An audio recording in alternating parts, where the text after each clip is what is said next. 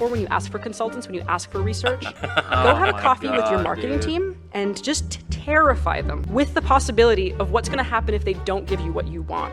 So that's Oh! What? Oh! Whoa! Oh! What was that? Wait a minute. What was that? Terrifying them with the possibility of not getting what they want. So, in a sense, kind of blackmailing them? Take This is a 501c3 nonprofit org decreasing stigma and increasing support for mental health in games. It's a nonprofit from the Department of Homeland Security. So you mean funded with my tax dollars? Sup, duckers? Welcome to the Ducket Podcast. Yeah, welcome back to today's podcast. Yeah, boy. We missed last week. We did. We had some stuff to do. I'm sorry that we couldn't provide you with another sorry Sunday I have a content life. episode. Yeah. Don't be mean. And then to I'm them. They not love subservient to you. Oh, they love you. The Don't be mean to audience. them. Don't They you love you. dare lie to these people? Who knew? Who knew? Yeah, dude, it's been crazy last 2 weeks. Looks like there's been a lot of like news breaking out about It's been everything. crazy. It's been crazy for a while, but it seems to not stop. Like it's I'm impressed that the train just keeps rolling. I'm single-handedly astonished that this runaway train still seems to be on the rails. Yeah. Because we just got a bunch of news from Tim Pool about the border crisis and NYC having some really big major problems deploying the National Guard. Shout out NYC, you're a failed state now. Cool. Yeah, I hope all NYC residents are safe. There's a particular subject that we are going to cover today. Yes. We're not going to delve too much into the long form content today. We're going to be doing a reaction video. Gabe and Colin have some reaction videos that we all came here to partake in. So what are we reacting to today? So I saw a video that really just ties in with a lot of the stuff that we talk about, stuff that's already on our minds, but is like worded so well and kind of delves a little bit deeper into kind of the DEI issues that we have going on now and just exposes a little bit more. So I thought it'd be a good video for them to see. As soon as I saw it, it was like, you guys got to see this. So I have not seen this video yet. I wanted to actually kind of do a live reaction with you. And you haven't seen this video yet either, have you? Yeah. So like there's probably going to be a lot of subject matter where we'll do like a lot of pausing just so we could like kind of give our own takes. And yeah, periodically, I think there's definitely going to be a lot of bombshells. I think right now every industry is being affected by DEI. And ESG. ESG. What's Thank ESG you, BlackRock. Thank you, Vanguard. Thank you, State Street. We hate you. Thank you, BlackRock. all hell our corporate banking overlords. They're gonna yay me and take away my Chase account. What is this video that we're watching today? The video we're watching today is talking about Sweet Baby Inc. and also other industries like Sweet Baby. Movies and TV shows and video games are very, very expensive to make. You look at the budgets for these projects and some of them are way beyond like what they should be. In order to get that money, you got to get money from other people. And then when you take money from people, then they want to have control over your product. And that's what we're talking about. What we're reacting today is a video done by TheQuartering. It's called Elon Musk Goes Nuclear on Woke Video Games and Shares My Video Game. Gamergate 2 is here. So that's the first video that we're going to be reacting to. And then later, we're going to be reacting to the new Alien Romulus trailer. I have not seen it yet. I think you may have seen it. I don't know if Colin's seen it. He has not. Okay. So yeah, Gabe wants to show us. Gabe wants to show us. I hadn't seen this. It's one of my favorite franchises. Bro, they better not botch it. Amazing. Yes. You better not botch it. Please don't. Please don't. Of what little hope I have left for Hollywood. So what? TheQuartering interviewed Elon Musk? No. No? No. I Okay. can't remember the context, but we'll get into it. All right. We'll get started with the video here. Yeah. If you're a creative working in AAA, which I did for many, many years, put this stuff up to your higher ups. And if they don't see the value in what you're asking for when you ask for consultants, when you ask for research, go have a coffee with your marketing team and just terrify them with the possibility Just of what's laughing at him. It's crazy, bro. Build connections with what? Is that true? That's delightful. What is that actually? That actually happened. Of course it happened. I think this is a reflection of how like just. Oh my god. He's wild too. He's like, oh no. Go have a coffee with your marketing team and just terrify them with the possibility. Did she just say just terrify them with the possibility of what? I don't. What? Hold up. Whoa, whoa, whoa, whoa, whoa, whoa. I'm gonna turn that up a little bit more. Turn to give us a couple notches on the clicker. Turn it up for daddy. Okay, what's the slide say? Build connections with marketing to express the value of inclusion. God, how about you just make a freaking video game? It's pretty broad. They can't afford it. They can't afford it. No. I mean, it sounds like it looks like something that I would see at like a regular board meeting, where I work at. It's pretty broadband. When she was like, just terrify them, I was like, oh, okay. All right. My Lebanese ass is impressed. Let's go. Value in what you're asking for when you ask for consultants, when you ask for research. Go have a coffee with your marketing team and just terrify them with the possibility of what's going to happen if they don't give you what you want. So that's Oh, What? oh, Whoa. oh, What was that? Wait a minute. What was that? Hold up. What was Wait that? a minute. Wait a minute. What was that? Terrifying them with the possibility of not getting what they want. So, like, in a sense, kind of blackmailing them? Yeah. 100%. I mean, this is the only reason why when you look at projects that 100% had like studio meddling, so like a creative slip up, it's why would they do any of this stuff? Like you look at Dragon's Dogma 2 with the microtransactions, like That's right. It did have them. they've got a knife to their throat. That's why else would they put it in the game unless they've got a knife to their throat, a gun to their head? Like you have to do this. You also pay $70 to be a game tester nowadays. Yeah. Yeah. Wait, 70 per hour? No, Still, like, 70 because new games are $70. So you buy Dragon's Dogma 2 and then you find out that the frame rates are horrible and all of these other issues that it has. And then after the game's already come out, after you've already purchased this product, then, you've got them responding on social media saying, okay, we're going to look into and fix these issues, as opposed to it being everything being ironed out ahead of time. That makes sense. Let's continue on. Awesome. Love it. What is that actually? That actually happened. Of course it happened. I think this is a reflection of how like just. Oh my god. Everyone, Jeremy here from TheQuartering, and well, it looks like Elon Musk has entered the Gamergate 2, boosting, in fact, yours truly's video to his millions and millions. You know what's funny? I think I have the same exact blue light glasses that he's wearing right now. Nice. I have that same vest your brother was wearing out here earlier.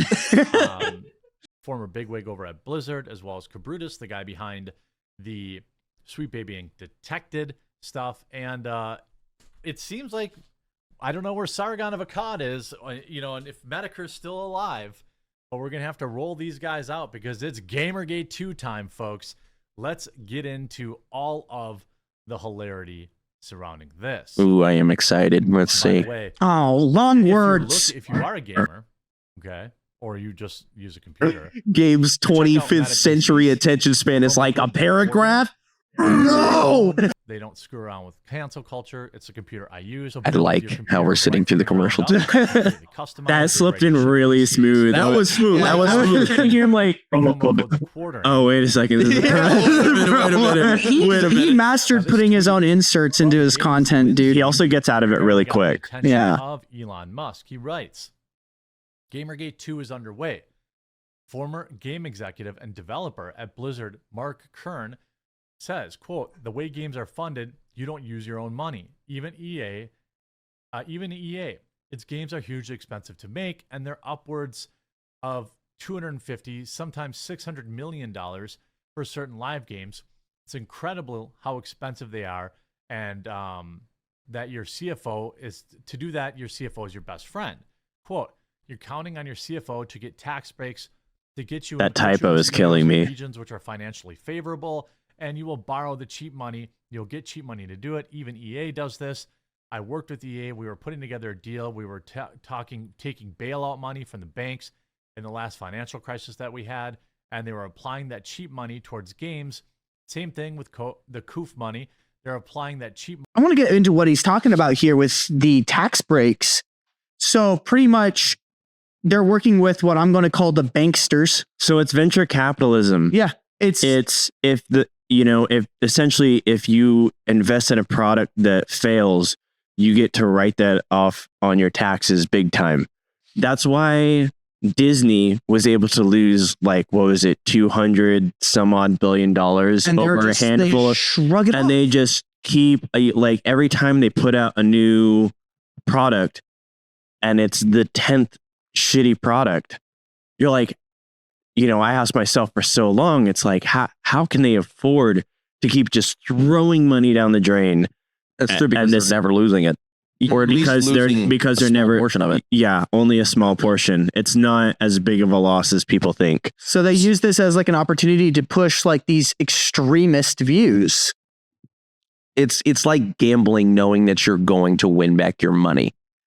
Well, and of course, the people who have the big bankrolling money are the people that want to manipulate society. Yeah, that want to do this type of stuff. So my thing, to play devil's advocate, do you at that think level, it's about you. It's beyond, like, there's no more money you can make to make you happy. It's about control. Yeah. Yep. Which I think it's so silly. I've watched so many superhero movies and so much media in my entire life, and the whole time leading up to probably into the 2020s, it was, what is their plan? What do they want?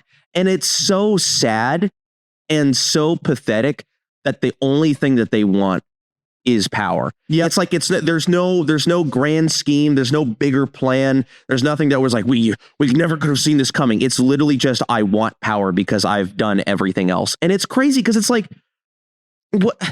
Like, if that energy and It's so funding, anticlimactic. if that energy and funding was put into things like ocean cleanup. Oh yeah, dude, we talk about saving the environment, and I swear you spend more money pushing the message about cleaning the environment than you actually do spending money on cleaning the environment. I'm gonna skip past that. We need to get right back on subject here. Yeah, let's see what's going on. See where this is going. We're only 3 minutes into it. What has been the cheapest money while interest rates were still low? A couple of years ago, it was ESG financing. And so they're all taking this money. Quote, because the returns on investment have been so poor on Wall Street for ESG funds, that source of revenue is drying up. The woke machine cannot continue in the way that it is for AAA gaming. And I think, unfortunately, so it's entrenched that you're not going to see much of the ability to course correct because studios, they're just going to shut down. It's not that gamers are upset about oh, hey, we have some diversity in the game. It's actually the way that they go about it, with pure tokenism, with phoning in weak characters instead of creating strong new characters. And more importantly, it's about a vindictiveness to destroy the past, to destroy the IP, to ignore the source material, and to tear apart these beloved characters. That's so on point. Fitful rage that we don't understand and is Pause it. Right there. You couldn't have. Janelle, what did I tell you? These people are not here because they're trying to change things. They're not trying to move things forward. They're upset because they're not being represented, because their worldview and their viewpoint is never going to be fully accepted by society ever, point blank, period. Well, it's like that panting child, like they don't get what they want at the grocery store, so they start throwing a fit. Yes. I think it's even worse. Like, to me, I think it's so disrespectful to try and swap out, like, you take an original IP and then just say, oh, well, we need more representation of this race, this demographic, this religion, like what have you. We need to uplift these people. And by uplifting them, you throw them into something that already exists, and you're too lazy to create like an original, like, oh, they're not good enough for you to build a good character development for them and to create an original story. You're that lazy. They're that unimportant to you. Oh, you want to prop these people up, but you don't want to put in the work and make a good story for them? Fuck you. Exactly. Exactly. They have to use existing characters to send their message because they know, and I bet you this, they know if they made their own stories, if they would flop. They could be good. That's the thing, is they could be good. They just... I don't think so. I genuinely don't think that these people can actually make good content. Well, that's just because they've proven time and time again that they can't. But I disagree. I think that like you could make a good woke movie. They just don't. They need to use existing mascots of popular current culture icons, right? Like these characters that you see in our movies and other current IPs. They need to use those people in particular as mascots to push their representation. Because here's the thing. This whole thing about like, we could make our own material. I will agree with you that that is completely a possibility. And I wish that would actually happen, because if you want to see if your ideas will win or fail on their own, you have to do it. You can't. You have to take that risk. Yeah, you have to take the risk. The other thing is because they're only using existing IPs, what it screams to me is they're insecure because their viewpoints are not going to hold water. No, they're not. Here's the thing. Like, you could probably make a really good story involving a gay character, involving a lesbian character, but you have to come at it from the viewpoint that this needs to be at the forefront, solid writing, solid screenwriting, solid storytelling. And the thing that I get is when you use existing IPs, the only thing that screams to me is you're not confident enough to be able to make your own material, or you don't want to, and all you want to do is push a message. You don't even think you can stand on your own 2 feet. How did you ever expect to succeed? Yeah. I mean, and that is so well put. And here's the thing. George Lucas experienced this exact same thing when he created A New Hope. He got so much pushback. Exactly. The studios didn't want to do it. It was disavowed by pretty much every major studio at the time, and he still pushed forward. How are you guys failing when the exact thing you're fighting against had to start from the exact same roots? What are you talking about? Fantasy was a genre people didn't think was going to take off or be popular before Lord of the Rings came out. Exactly. Yep. And now it's one of the most, it is, if not the most beloved trilogy. Like, you have to take the risk. And the thing that sucks the most at the end of the day is everything that you said, you know, just kind of propping yourself up on something that already exists, putting in zero work and relying on what Twitter thinks is popular and an existing IP, and then just crushing. And like, nobody's going to be excited about the next James Bond movie. Nobody's going to be excited about the next Indiana Jones movie. Nobody has been excited about Marvel for years. Yes. Yeah. Like, the destruction of the IP sucks. I'm actually. It does. It's real shitty. Let's keep going. I want to. All right, let's resume. And I think that is the tremendous reaction Suicide Squad. And this is going to have an immense financial impact. The way games are funded. So then I read that part. And he continues, part 2. Mark Kern explains how ESG money comes with strings attached inside corporations and is used to make companies partner with DEI consulting companies like Sweet Baby Inc. Again, shout out TheQuartering for hosting this awesome interview.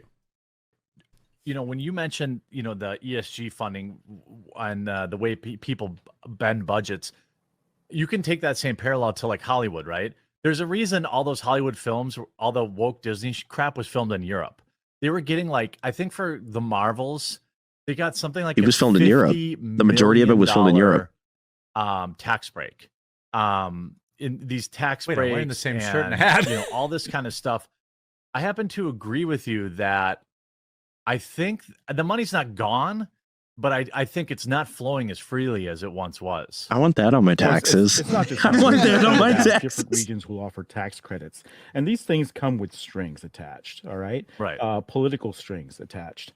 And one thing that everyone needs to realize is that it's not that these studios are funding the games out of their own pocket. That would be very expensive for them. Cash is king. They will preferably go out and get money from other sources if it's cheap enough to help spread the risk of these massive titles. And so you have a lot of quid pro quo happening. And I can tell you that devs have been approaching me and giving me some inside baseball on what's been happening. And there are funding deals out there for studios, and I can't get too specific. I don't want to out my sources that have certain strings attached. Like a company will suddenly sign with a developer, and now that developer needs to hire a DEI director and needs to go out and hire consultancy firms to gender balance their staff, or quite specifically, It's so crazy he even has to hide his sources. FBI to That's you know what's crazy. Let's pause it real quick. That's crazy. It's so crazy that he needs to hide his sources for something that is entertainment value. Yep. This shouldn't even hold that Shouldn't much water. exist. No, It but they'll let you go for anything. They will let you go for anything. And see, this is actually It's the amount of money that's involved. yeah. Yeah, that's true. That's true. Yeah, and it makes them look bad, and it's bad for the branding. I get it. Yeah. But like at the same time, I don't like the playing of hide and seek here. It's so dirty. Yeah. It's incredibly filthy. It just shows you that like no matter what you can say, like I was having a chat with one of my friends the other day, there is always going to be an underhanded agenda as long as this hide and seek game is played out, because there's no way you can deny it. You know, there's no way that you can say that things are not going on. All you got to do is just follow the money back to where it came from. Yeah. Yep. Let's keep going. All right, writing here we go. Sensitivity reading and changes for that. And what does all this do? It boosts their ESG score. It allows them access to that funding. So ESG is not going away entirely. It's become an evil brand. People are waking up to this. Hey, So even you CD have Project Red, man. Even CD Project Red does it. So you have a rebranding going on right now. They're not calling it ESG, but it's still out there. And the money isn't as cheap as it was before because interest rates are up everywhere, but it's still out there, and it's still fine. This is why you look at how could a studio agree to do this? How could they do something that's so financially devastating to their games? And it's because they're kind of in this situation where that's the money they can get. And so, you have this self-perpetuating machine. We see and that's putting them why into it's a kind of corner. death spiral that I don't think you can really escape. The only way. So I'm going to pause it right there. That's incredibly upsetting. See, to me, this right here perfectly explains why the indie studios can do so well. Yeah. And they can put out whatever they want. Like Lethal Company, perfect example of a game that was made for being the sake of a game, right? Meant to be entertaining. It's a freaking video game with no other complications. I think one guy made it, if I'm right. I know there was 2 games that came out that one was made by one person and another game was only made by 3 people. Actually, I'll put it this way. The healthy medium has been breached. The games have gotten too big for any one studio to sustain for themselves financially. Yeah. I think at that point, if I was in their shoes, my first thought would be to admit, I don't want big banks that have their own weird opinions that they want to put into my game when they know nothing about video game development. Yeah. Have an opinion. I don't want them to have a say. How about you keep your grubby ideas inside your head and let us make the product that'll make the money? You hear that, BlackRock? You hear that, Say Street? You hear that, Vanguard? It's not going to last because, like you said, you talk about Lethal Company and Power World and all of these smaller projects coming up that have such a low investment and are seeing massive success. Also, how sick people are of the failures coming out from these big budget products. It's I don't think we're out of the water yet, but it doesn't seem like it's going to last. It really is crumbling super fast. Yeah. Yeah. I think the games have gotten too big to sustain. There's, like I said earlier, the healthy medium has been breached. So now games have gotten to the point where they're so good fidelity wise that they have to keep it up. They have to hire on more artists. They have to hire on more programmers to make things work. And, they're trying to make these games ultra big. And this is another issue with like open world games, for example, being completely broken. Starfield is just a big art project with no game in it. That's a story in and of itself, but you understand where I'm coming at with this. Starfield. I've got stuff in my head I'm thinking about. Yeah. You remember that unscripted video I showed you? It was like the 16 times the loading screens. Yeah. Unscripted made this video about Starfield, and like kind of somewhere right at the intro is a little clip of somebody traversing the world, and it's at 16 times speed, and it's just him walking, and then it's loading screen, loading rocks. loading. It's just him walking over grayscale rocks, and it's I get what they were trying to do. They wanted to make it really feel like space, which if you were to go do that IRL, that's what it would be like. But from a game standpoint, it's not good. Look, I think Star Citizen looks like a better product than Starfield by a long shot. Easily. Yeah, there's like lack of content, and it goes into that point. Now, I'm not saying that's included with the DEI, SG, whatever in it, right? I don't know what the real story behind it is. Not saying that I do, but what I'm still saying here is the games have gotten too big. I think we need to narrow the horizon a little bit. Yeah. Bring it down. There is a mod for a game. I keep forgetting. I'll put it on the screen here. It's like a giant Star Wars skin for like a military sim. And it looks, even though it doesn't look graphically better than Star Wars Battlefront 2, this thing looks like it plays so much more fun than Star Wars Battlefront 2. The animations are janky. Some of the things don't look quite right, but you watch this gameplay and it's like, oh my gosh, this is a modding community that made a better game, in my opinion, than EA was able to put out with Star Wars Battlefront 2. It's the game Battlefront should have been. Yeah. And I mean, the only Battlefront 2 game that is playable is the modded PC version. There's like 2/3 the amount of content that's in the original game. And like you said, open world. I've seen other people talk about this. Like open world is just the big trend right now. And so everybody's doing it, but people are quickly realizing that like ideally it sounds good, but if you don't have enough content, you need things to do to fill the world. And if you have nothing to do in the world, then you just have an empty space. And then like, what am I going to do? Walk around? Yeah. You know what I think it is though? Even with No Man's Sky's comeback, I think the vastness is so much bigger than what you'll ever experience. Dial it down. Dial it down. There was no need for the game to be that big. I'd like to play more focused games. It sounds better than it actually is in the concept sounds cool, but in practice, yeah. Well, and here's what I'd say. It sounds like a similar thing that we talked about before on an earlier episode of this, when we were talking about cinematic universe, right? How basically people that have the money that are funding this are like, wait a minute. How do we identify a trend that will work in terms of marketability and return in profit? And they're like, well, the cinematic universe looks pretty good. Why don't we do that with DC? I bet you it's the same exact thing for this. They're like, well, the open world worked for Spider-Man, worked for Legend of Zelda, worked for what is it? Elden Ring. You know what I'm saying? Like CW, it should work for these. So DC did that with CW, which is so. Oh, what a pile of hot garbage that is. I'm gonna try and I'm gonna find this name. I won't find it right away.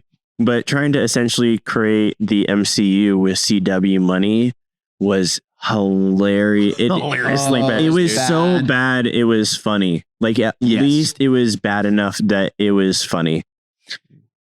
Yeah. I'm going to continue out. I do want to finish off the statement like this, though. The games have gotten so big, you have to depend on other people's money to make your product, and you lose yourself in your scope, and you just end up making a horrible product with woke content in it, and it just doesn't work. See, the thing is, when there's nothing to do in your game, the woke content just makes it. It's like this the frosting on the cake. It just makes frosting is made so much worse. You just depend on the message. You depend on the message to sell the game. Like it's all about the message. And then the game is lackluster. Yeah. Like I'm talking like a 2-inch thick cake with like an inch of frosting on top. It's like there's no cake here. So it's Crisis on Infinite Earths. I think at some point there's only 5 episodes. We should all sit down and watch it. That would be insane to do because I remember when that came out, people were like, bro, it's gonna be so cool, bro, the superheroes, it's gonna be so cool. And then it was. I've seen it. for the laugh factor. It's hilarious. Yeah. It's fucking hilarious. All right, let's get back to the video real quick. Can escape it is to make a good game. And if you're already reliant on ESG and you're already reliant on these other fundings because your games are too damn expensive to make, you're trapped. And that's really what you're seeing now. I mean, we talked about, in the gaming industry, everything going on with Sweet Baby Inc., SBI, as we talked about on this live stream. The money is drying up. There's only so much of it to go around, and only so many flops that can be sustained. If you look at, Sweet Baby Inc. Works with the company that produces the video game Suicide Squad and that's a whole pause it real quick just for a second. Suicide Squad was a joke. Sweet Baby Inc. Now I know that you know a lot about this, Colin, but I just want to read this. It's for trying to cancel a gamer, gets paid, goes private, runs the journal, tries to cover up DEI in gaming, ends up being tweeted by Elon Musk again mixed. Oh my god, it's just like a giant tower of cards just tumbling down. It's just trying to save whatever you have left, and it's just like Elon Musk is like, yeah, what do I rip your throat out real quick? When he said Elon Musk, when he said Suicide Squad and you said we got to talk about this, I was just like, yeah. Yeah. Okay, so you see the Arkham series, I bet you anything the guys who made the original Arkham Knight games there's probably barely, if any of them, that worked on the new Suicide Squad. Eidos Montreal dipped what? Did it dip in Arkham Origins or did it dip in Arkham City? Because Eidos Montreal started that whole thing. We talked Arkham Knight. Arkham Knight was Rocksteady, I believe. Well, and we've talked about this. Like, there's so many of these original IPs that none of the original creators are there. I mean, it's most of them at this point. Yeah. Halo is a big one. Yep, big one. But it's virtually everything. Yeah. Halo, Marvel. And Suicide Squad just ended up it looks worse than the Arkham Knight 10 years later. Yeah. And the dialogue is so bad.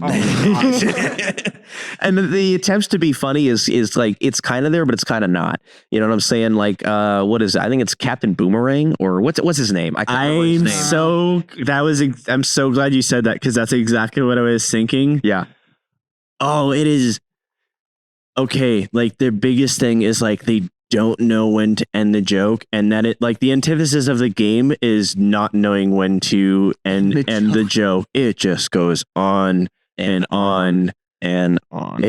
And you're just and you can't turn the dialogue. You can't turn the dialogue off. I saw people who played the game trying to find a way to turn the dialogue. It's just like it was like a hell you can't escape. It's so funny. So imagine you spending $70 on that. Yeah, Matt. Yeah, like what you said. Imagine being a game tester. Do not pre-order games. Whatever you do not pre-order games. We are done with that. Yeah, see that we need to be done with that. Pre-ordering used to not be too terrible, and then it turned into something it used ungodly. To be a okay thing when games were good. Yeah. Because then you're like, oh, dude, I just pre-ordered Halo 3, bro. Yeah, no, I would pre-order Halo 3 if I was into Halo 3. In 2007, too bad I'm like whatever, Gen Z, Gen Y, whatever it is. I was too young when it came out, and then I found it later. But if I was around then, I would have pre-ordered it. But you don't want to do it now. The Halo pre-order stuff was really cool back up to like the third one. I think Fallout 76 was probably the start of like the nightmare of pre-ordering. Yeah, really Fallout 76.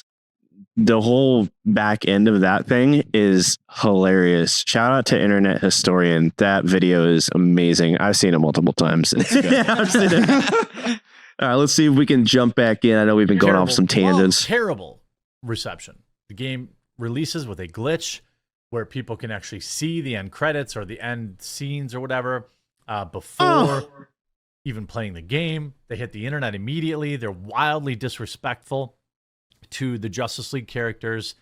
The only one that's heroic in their passing is Wonder Woman. Shocking. And the internet's pissed, right? Nobody buys the game. It's a spectacular flop. The studio probably lost tens, maybe hundreds of millions of dollars, and no amount, no amount of ESG money can offset that. Now, what he's talking about is that you end up with a system now where a lot of these companies have been relying on this money for so long that there is no alternative. It's just, this is what it is. You either have the money or you don't. And these companies are going to close down. Yeah, this is why they keep doing it. You see, and we have clowns like Tina Sanchez and like trying to say that we are trying to remove women and POC from gaming. They always fall back to these kind of tropes. Well, now you can see Elon Musk himself shared the video. In fact, not only shared it, but replied to it. I want to go back here. Yeah, see, he says, Elon Musk says, wow. These ratios are going to blow your mind. 4.5 million views on his tweet. The video probably has at least 500,000 to 1 million views. And, you have Elon getting involved in people tagging me in. This is just a microcosm of just one industry impacted by ESG and DEI. The same death spirals are happening within other verticals and industries, but they have longer runways to crash and burn upon. Well, one thing we could talk about is, for example, Hollywood, right? He also read the plots. Hey, what were we just saying? What were we just saying? Just getting involved in this. I talked about this on yesterday's live stream. The Department of Homeland Security funded Take This, which is the name of the organization, put out a document demanding that game companies, quote, denounce Gamergate 2.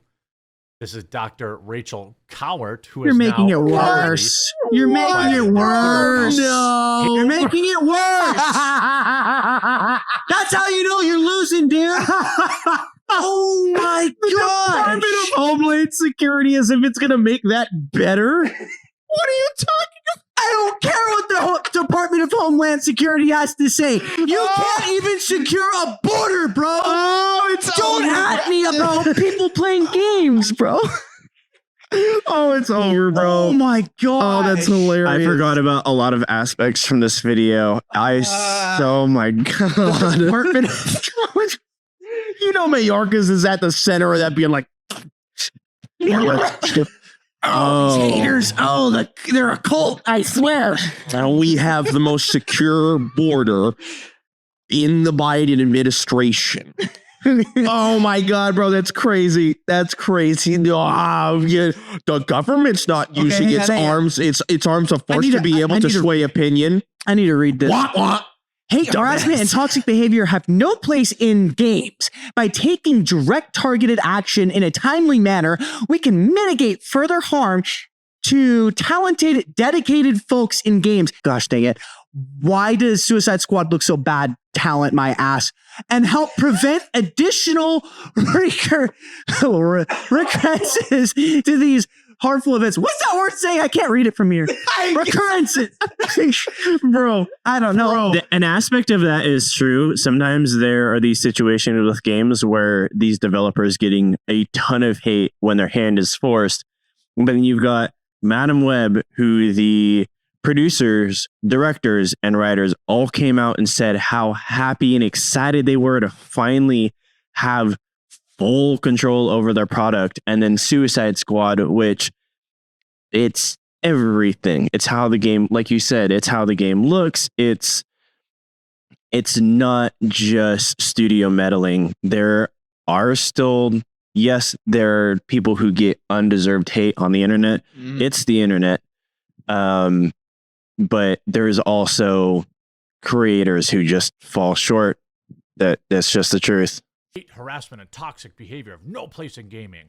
By taking direct, targeted action in a timely manner, we can mitigate further harm to talented, dedicated folks in games and help prevent additional reoccurrences of these harmful events. Oh, reoccurrences? That's a typo. I'm like, it just says recurrences. course, that gets 5. Yeah, you know, Yeah. she was typing this out in a fit of In a rage. fit of 'Cause they were rage. losing money, and she's like, Wait, how do you spell reoccurrences? I'm pretty sure there's supposed to be an A. It's missing. Yeah, it's definitely missing an A. Okay, I thought I couldn't read. I'm like, I just embarrassed myself on the internet. Nah, you're all good. No, that's right. not the first typo. This is not going to be the last. Of course, that gets 5,000 likes. The archive out there. If you're reading this, you've probably been hearing about what's been called Gamergate 2. I don't love the name, by the way. It's kind of lazy sequel titling. I'd like to see something more. Of course, this work is made possible by a grant from the Department of Homeland Security, DHS, and then the actual put. Grant, you made it worse. Like I was saying with the ratio, Elon Musk retweeting TheQuartering, 4 point whatever million likes, God knows how many. 5 million views, you know. Thank you. Just a little light. And then you look at that main tweet from them with the 5,000. It's, you know, the socio-political sphere is swinging one direction. That's just as follow the money, follow the numbers, however you want to look at it. Ratioed into oblivion. The thing is, are we really the toxic ones? Who's the real toxic bags? Listen, Who's the I'm real sometimes toxic because There is such a thing as people are really annoying. there is such a and a thing as lot of- toxic positivity. Yeah, you know what I'm Toxic saying? positivity Like, is also a thing. I'm going to scold you in a positive manner. You know what I'm saying? Like this is an opportune moment for you to learn from me being kind of a, you know, Aggressive. yeah, a little aggressive. Sometimes you need to hear it. Gordon Ramsay is the patron saint of tough love. Yes. Yes. Yes, And the if guy you- from Bar Rescue too. Oh, I think it was John Taffer. Yeah. The thing about Gordon Ramsay too is if you look back, it's kind of a testament to like life's hard grow up, because one of his chefs was Marco Pierre White, which is one of the most famous and recognized chefs in the world. They're both great. Yeah, they're incredible. So it's like, and that's one of like 3 different mentors that Gordon Ramsay learned from. And one of them's I can't remember, but he would have spats back and forth, especially Marco Pierre White would just be going around on a tirade through the entire kitchen. And that's just in like the cooking sphere. And that's one of the hardest industries to get into, just opening a restaurant in general. So having tough love from the beginning, like, I'm sorry if it sucks, but it's kind of that thing of like, you're going to hate me now, but you're going to love me later. The amount of views that are on Hell's Kitchen and I think he also did hotels and some other stuff. Most of people have seen it. There's so many examples of where he is like really, really tough, but if you prove yourself and you step up to the changes that he wants you to fix and you pull it off, like, he will give you praise. Yeah. So you know that museum project I worked on? Yes. When I was still in college? Yes. So funny thing about that, when I was modeling that and putting it all together in Unity, the way I was thinking about it was I was because I was doing full-time college. I was like binging YouTube on the side for white noise. I'm like, no, I need motivation. I would put on John Taffer's Bar Rescue and a ton of Gordon Ramsay content. And my mentality while modeling that museum, because it was my first environment, was, what if one of these 2 crazies walked into my museum? Would they like what they saw or not? Exactly. Yeah. And it's like, okay, this is like, it's like artificially making a tough love for myself just to make something work. I mean, and the thing is, people can't take criticism. Yeah. They can't take it. It's really, and I will grant to you, there's definitely been times where I had something recently happen with a friend, and her and me were talking back and forth, and we were talking about kind of like the relationship aspect of living. And I'm not going to lie, she ripped me apart. She ripped me apart for all of the things that I was either blind to or didn't want to look at within myself, all the problems that I have. And it sucks because you're like, you get mad because you're like, bro, what did you say? Like, what? You're calling me out. I know what you did like 2 years ago. Why are you calling me out for that? You do the same, but you need to hear That's it. the process of humility, is you get upset first. That's the name of the game. That is humility. That's the experience of humility, but not just people can't take criticism. We live in a culture now, for many reasons this exists, which we're not going to get into today, which is people also can't live within restrictions. Disney and a ton of these other companies, there's interviews where they talk about how you have total, creative control, zero restrictions. They talked about that a lot when it came to the sequel trilogy for Star Wars, and it's no surprise that that goes hand in hand with the failure. Everybody's just do what makes you happy, give in to your temptations. Like that's just kind of across the board everywhere right now. Yeah. Just live life without restrictions, give in to your temptations, and don't respect anybody else's opinion but yours, and now everybody's a narcissist. Yeah. Yeah. No, it makes sense. I think narcissistic culture has just gone everywhere. Yeah. Everywhere. No, humility is such a hard thing to find. Yeah. It really is. Yeah. Especially, actually, I'm going to hold my tongue. Shockingly, We're I'm gonna actually save going to that. hold We're gonna my save tongue. that for another episode because there's a lot that goes into that dynamic. Break my chair, bro. Talked about this group before. Apparently, there's one Games for Change festival where the Take This organization basically promotes social justice and all the usual BS you would expect. Bunch of people who love preaching with PowerPoint, but without the data or research to back it up. This is the ones where like they say, Gosh, you know, I couldn't end- imagine going to GDC and all you guys spout is this. Hold on, wait a minute. I gotta stay there. I gotta hold on, Duckers. I gotta look at okay. So What's lack going of diversity, privileging the male white gamer, engendered misogyny, hardcore gamers in the manosphere, Gamergate, normalizing extremist discourse and ideology, extremist evangelization, mainstream games, soft sell white supremacy into lack of diversity.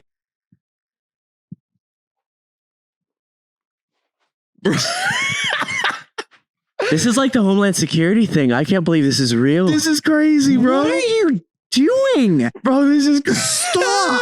Stop! You're making it worse. Oh, Dear this Not a is standing up time. this is such a crazy. Like I'm looking at this while I have the video in my head playing of God, I'm drawing another blank. The black actor that's got that voice that just everybody loves. Idris Elba. Is it the Arbiter character? That's another. That's also what good. is it? It's Morgan Freeman. Morgan Freeman. The clip of It's not the Morgan Arbiter. Freeman. The clip of Morgan Freeman in the interview where somebody's trying to kind of almost race bait him, which is disgusting. And he goes, "You know how to end racism? Stop fucking talking about it. Stop talking about it." Because it, And then the guy goes to like butt in. He goes, "No, stop talking about." And you're like, he's about to strangle him. Like, and then I'm looking at this and I'm just like, oh. ooh la la. Oh, it's supremacy. And you know what's This the is horrible thing? If- unnerving to look at. That This there's is people crazy, dude. This is that something I'm think this afraid of way. about trying to get into this industry a little bit, is that you have to be fully on board with this just to be hired. And Well, that's you just have to go the indie route. And that look, I think we are in such, I said this just a little bit earlier, that we're in this really good time where there's so much pushback against mainstream big budget, and we've already seen monumental success with a couple of really good projects. yeah. Power World's budget versus their what is that? That's the garage creaking. Don't worry. It's the wind. The house is falling down. Don't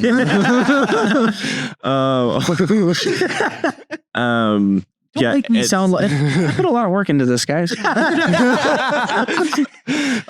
I got the tarp. I got the light with the bag on it. All right, see, this What more you actually this want? goes into our point. I have to humble myself. Yeah. I didn't build this house. My father bought it. So I What? take What?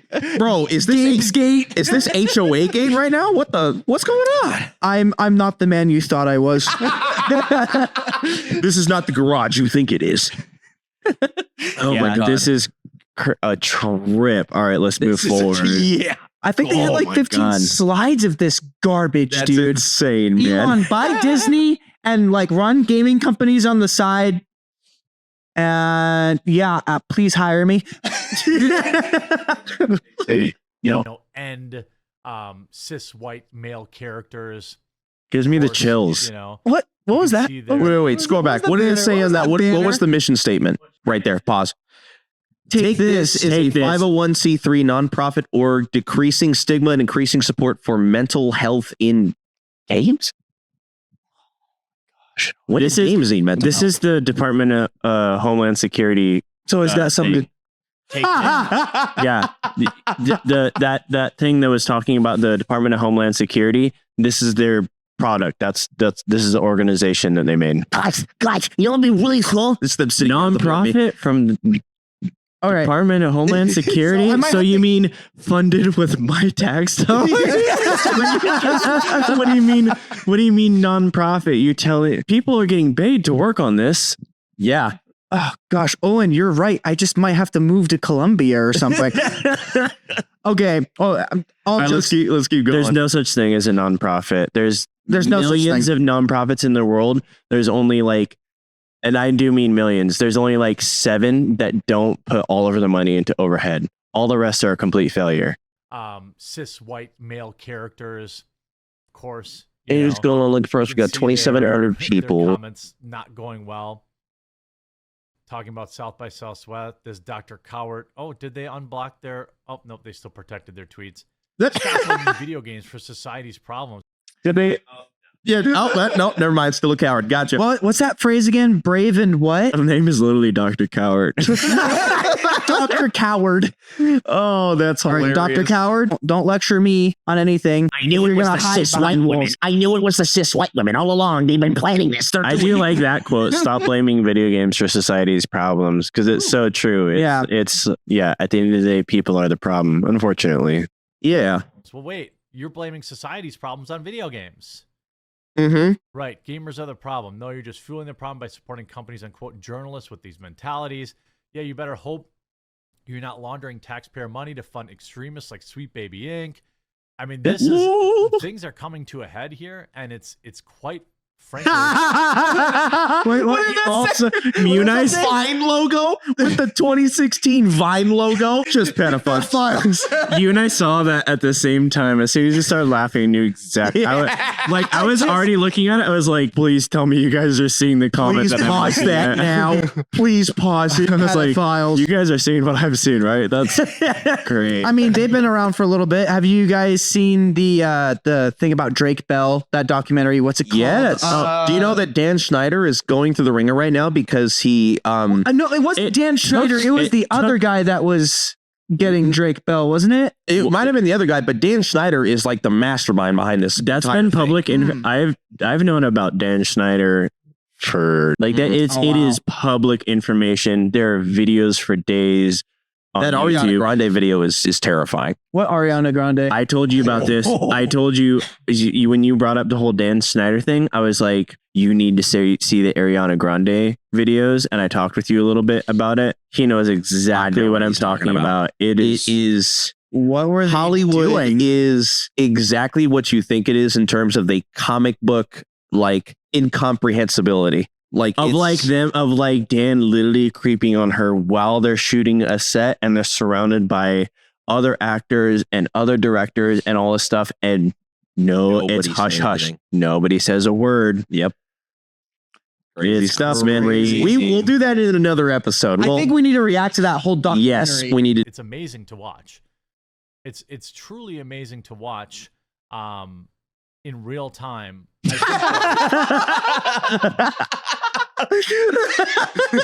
Let's unpause the video. No, wait, pause. This battle will go much quicker because leftoids don't control Twitter, which is where the battle is playing out. They still control, of course, YouTube, but not Rumble. That is very true. So many of you wonderful people are watching my videos. I hope you enjoyed this video. Things are going to get very interesting this week, and we'll talk to you again real soon. Things have been interesting for a while. Okay, that's it. That's it. Oh, I have never. Is that? That's it. Either Kathleen Kennedy or Nancy Pelosi. I think it's got to be Pelosi. Nancy. And that she'd probably be born around like 45 BC. You know what I'm saying? it's Pelosi. Thank you, Jarvis, for sticking in with us. Hilarious. Yeah, right. Eve, for sticking with us for this one. So now that we watch this video, I want to know your opinions in the comments, and we will respond to them once you say them. The next thing I'll do it before they say it. Once they say it, once they say it, do it exactly when they type it. Put all your responses in the comments. We want to hear from you. We want to hear your opinion, good, bad, or ugly. Now we're going to be moving on to the new Alien Romulus trailer. I haven't seen it. This is what Gabe wanted to show us. Gabe wanted to show us this, so we're gonna kind of end on a nice little like high note. You know, we're gonna kind of see if Hollywood's still got a little bit of life left in them. On a little bit of a lighter side. We get little nuggets here and there. Yeah. I mean, I'm hoping this one's a nugget, right? Spider-Verse was good. Spider-Verse was in good. Boots. Last Wish was incredible. I love Arcane. I have not even seen Arcane yet. I need to watch Arcane. So I think at some point, probably before season 2 drops, I think you and we definitely need to check out Arcane. Yeah. So we can come over, watch it with Gabe, and then Mateo and I will be catching up on season 1. Luckily, none of it's been spoiled for me, so I'm excited. I've heard it's good, but I know nothing about it. Doesn't come out till November. Oh, that's a lot of time. Oh yeah, that's a lot of time. That is a lot of time. Yes. Time. All right. Let's go into the Alien Romulus trailer. Yeah. As we talked about this in our last episode with Ed. I hope it heard me. We talked about this on our last episode with Ed. This is one of his biggest inspirations was this movie. This is actually a lot of mine too. Like when I was a kid, I was terrified of the alien, and then like you grow up to be an adult, it's like, dude, the art style, the horror, the logic behind the original film was just something else. And I'm like anything after the second movie is not canon to me. It's just kind of a letdown. Yeah. It just gets into the weeds and it tries to do the whole like lore expansive thing. And it's like, that's not really what it's about, you know, at least for the originals. I'm hoping this movie has a little bit of a return to form, and you're going to know what I mean by that right now. Yeah. Let's delve into it real quick. You might have to rewind it though. Yeah. Rewind it. Yep. Full screen. Full screen. Captain. Oh, okay, so that's what we were talking about before. I have faith in this director. He's done some good stuff in the past. Evil Dead, he did that. He did the 2013, all my horror fans out there. Really, Scott's still producing. Okay. I don't know if he has actually much of a hand in it.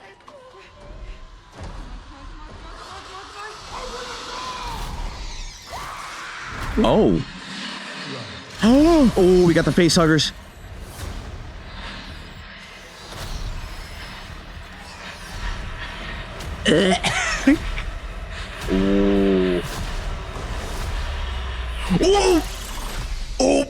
Oh, classic scene from 2. Ooh. Okay. All right. Okay. All right. That was okay. First thing. Thank you so much. Highest praises to the marketing team of this trailer. Thank you for not showing the entire movie in a 3-minute time sequence. Thank you for shaving it down and giving us a little teaser. Don't do too much after that, please. I think I have a faint memory of A Million Ways to Die in the West essentially having the entire movie in the trailer. Yeah. I swear, which is so crazy because come on, Seth. Come on, man. Did you guys notice a lot of things here? So this is something I think Ridley Scott did wrong with, not necessarily did wrong, but didn't feel the same with Prometheus and Covenant.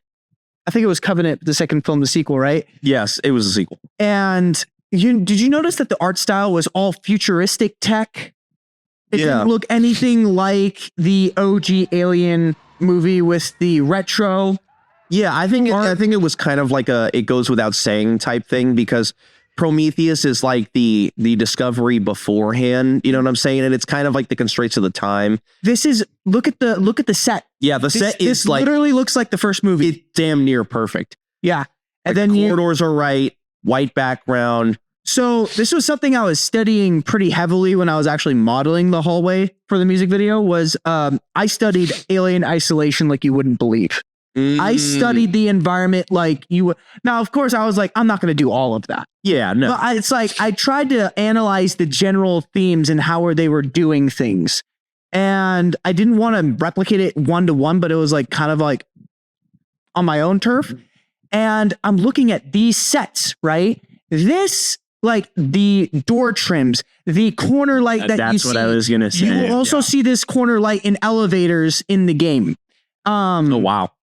Like it's literally it's like nearly, if not 1-to-1. The door shape of the frame at the beginning of this trailer, right? Yeah, let's go back. Here, you see this door frame? Yeah.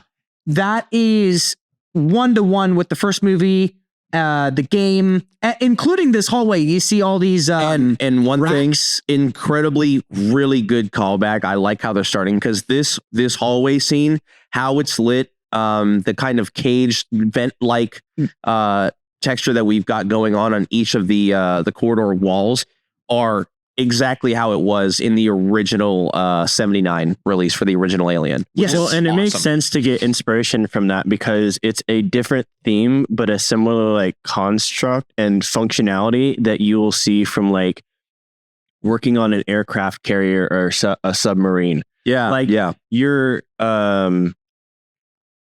thresholds and your doorways you're walking through are not what you go through in your house. It has a totally different functionality with ceiling doors and, you know, same thing with the ISS and space shuttles and how they're constructed. How they're constructed all has a completely different functionality, which it makes sense to draw inspiration from that stuff. Yeah. So this I'm going off on the art because it's like I do a lot more 3D modeling. This is and lighting. up your alley and into your front door. This hallway looks exactly like the hospital that they had, the internal hospital that they had in the Alien Isolation game.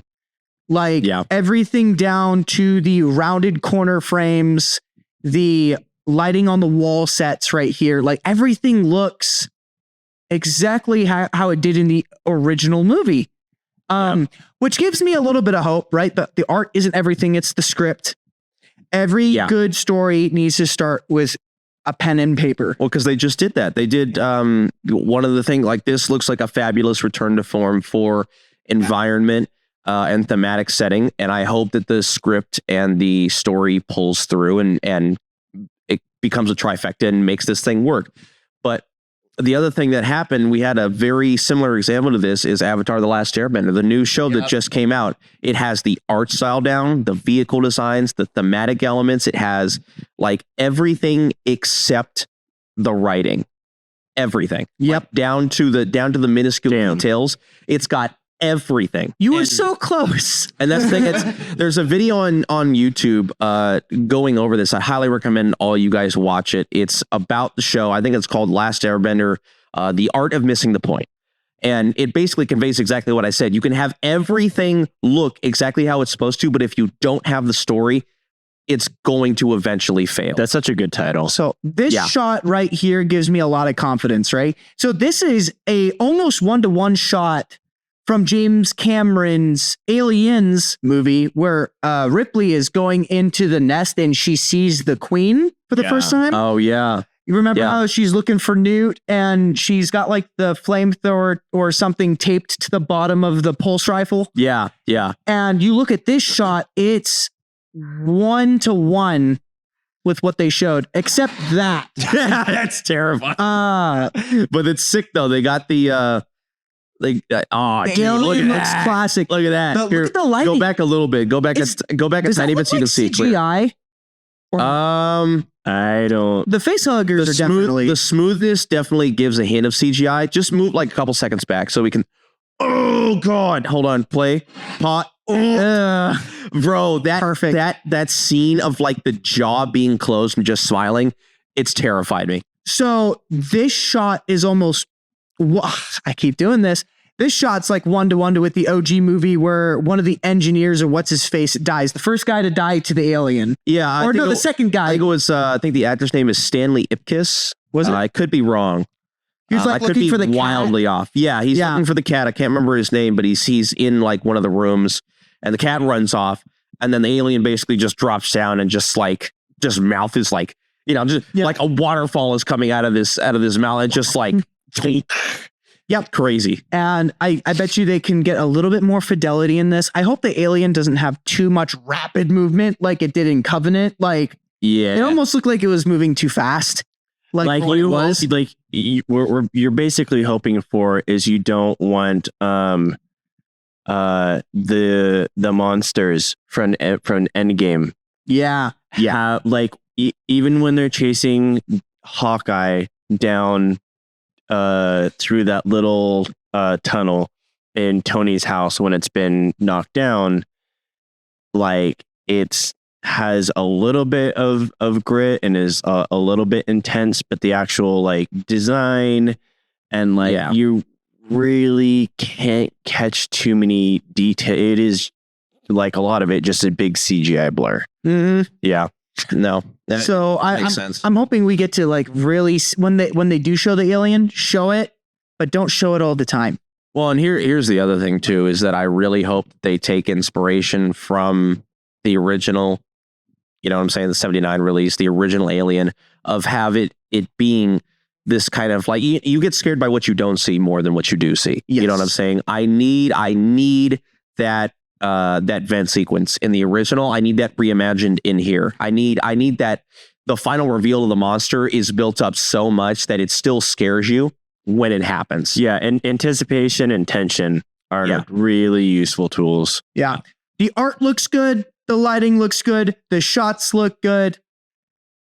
Now it's up to the movie release and the script. I don't reveal the movies in the trailers. Don't give us the narrative. Don't do any of that. Let me find out for myself, please. And listen, I'm probably not going to watch another trailer. Yeah, if any of you have not seen, I'm a pretty big horror fan. If you have not seen the 2013 Evil Dead, if you haven't seen Evil Dead in general, you need to watch the original Evil Dead 2, and then you need to watch the remake with this director, Fede Alvarez. Evil Dead, the 2013 remake, is probably one of the most solid remakes I've ever seen. It does have a more darker, it gets away from the campy aspect of the original, which is what it was meant to be for. I wasn't too upset by it. I think it's still a great horror movie. And the Evil Dead franchise in particular is it's just a very creepy franchise, because it, like, all of the practical effects in the original were done by Sam Raimi, the same guy that directed the Tobey Maguire Spider-Man. Evil Dead was one of his first movies that he ever did. So I have a lot of confidence because Fede definitely captured the essence of Evil Dead, and so I really hope that he does capture the essence of Alien, because he did a really good job. And Don't Breathe is a pretty solid horror movie as well. It's not as good as Evil Dead, but I have high hopes. I really do. I'm hoping the movie's good. Yeah. Now it's just down to the movie. You know, you guys got all the aesthetics right. Yeah. Let's go back to that original, the first shot of that spaceship coming in. Like, let's full screen real quick. Oh, and my God. I like that it looks like a retro ship. Yeah. It's got a lot of the influence from the old. I feel a lot of like Nostromo vibes. Ooh. Yeah. Yeah. Go for a little bit. Oh, that's dope. That shot is amazing. Yeah, that's look at dope. those. Look at that lighting. That shot is amazing. Yeah. Oh, I love how they're just showing the environment. It's such a good tool when you don't want to reveal the story. It's so nice. Such a breath of fresh air. And this shot is insane, dude. This shot is crazy. I love this. Yeah, I don't know. Because this is a depart from the original. Yep. The stasis pods in the original, remember, the alien didn't come out until about halfway through that movie. The only thing that we saw was the face hugger. So the stasis pods are immediately like, oh, okay, we're doing something a little different. There is some storytelling in here. So you see the planet rings. Yeah. This has got to be LV-42 something from the OG movie, because I'm pretty sure that same planet had rings on it. So I'm guessing it's going to be the setting of the original Alien. Maybe. That would be dope. I don't know for sure. Something that gives me hope, like you were talking about the tension and suspension building, that shot of the craning backwards. Yeah, that pull-out shot into the stasis chamber. It takes a good amount of time to come down that corridor to just show that door. Mm-hmm. And that's it. Yeah. And that just, I feel like they're probably going to carry a lot of that stuff throughout the rest of the movie. Like, it's a pretty long shot. And then what it reveals is just blood on the door. You still don't even see a character. Yeah, you have no idea what's going on, which is so good. You just hear it. Audio and the tension building, like, and that was scene alone, I'm already seeing it. Yeah, perfect. Well, with that out of the way, unfortunately, I do have to get going, which means you have to get going. I think we all have to get going. But once again, thank you so much, all you guys out there, for coming to do this video with us and be along with us as I can't even speak right now. Be with us as we react to these two videos. We're going to have more coming out in the future along with the podcast content. It's taking a little bit. We got a lot of projects in the works, but we're just going to keep pumping out content, even if it's shorter videos or longer. It doesn't matter. We're just going to keep going. So thank you so much for your support. I've got really nothing else to say. I think this is a pretty good episode. Thank you to all of our current subscribers and those of you who stuck around till the end of this video. We do have a lot of projects in the works, and this is kind of a little short beginning to hopefully something that we can build along the way. Yeah. And I'll leave it at that. Yeah. Yeah. I mean, like Gabe said at the beginning, we're all busy trying to balance this with our work-life balance. But this is something we're going to do regardless. Like we mentioned, there's also a lot of changes probably to come along the way. Things are, we're just starting. There's all kinds of things we're going to change out. Like I mentioned, desks, mic stands, all things we'll get in the future, and criticisms that we've gotten. But I keep them coming. Constructive criticism is always welcome. Could care less. Even if it's something that we already know that we're going to change, don't care. Bring it forward. But we're in the early stages, and we've got a lot of stuff lined up. A lot of things we're going to do to make things better in the future. And, this is, I don't know, an area of passion for us. So it's, we're going to continue to talk about this stuff, whether it's on camera or not. This is just, just going to keep going. This is already the conversations that we have when we're in your kitchen. You know what I'm saying? This is already the conversations that we've had just personally on the phone for hours at a time. So, I mean, like, this is all we're doing is just throwing this out for people to hear. And I know that, not everybody wants to hear people ranting, but I love doing it. And I love doing it on this podcast and being able to bring you guys some content and kind of open some eyes and stuff like that. Cause I really think that we're entering the swinging of that pendulum. And, I've stayed silent for a long time because I've just kind of been like, I don't know if I want to make any moves, but I mean, it's an eventuality, it's just going to happen. Like, we are who we are, I don't think we're terrible people. We just are three guys. When Andrew comes over, we're just four guys that, love entertainment, movies, video games, and we don't like where it's going. So we're going to try and help right the ship however we can. Yeah, we want to talk about and help promote some of the smaller projects moving forward so we can get back into real good escapism. It's something that's going to be around forever. Let's push these projects forward that are worthwhile. Indie is the future. We don't, I, to be honest, guys, like, I really have zero confidence in the AAA space at this point. It's I don't think it's going ship. It's a sinking ship. It doesn't feel like it's actually going anywhere worthwhile. As much as I would have loved to have, like, something I studied for, something I tried to, that I would like to still try and get into, but inherently, I think the future is going to be these YouTubers like Star Wars Theory, who's like putting out his Vader series and the fan-made stuff. Yeah, that's a space that we can inherit. Yes, that indie space is something we can inherit, and that's something that we can actually prevail in. So, with that being said, thank you, Duckers, for joining us on this podcast, and we will see you next week.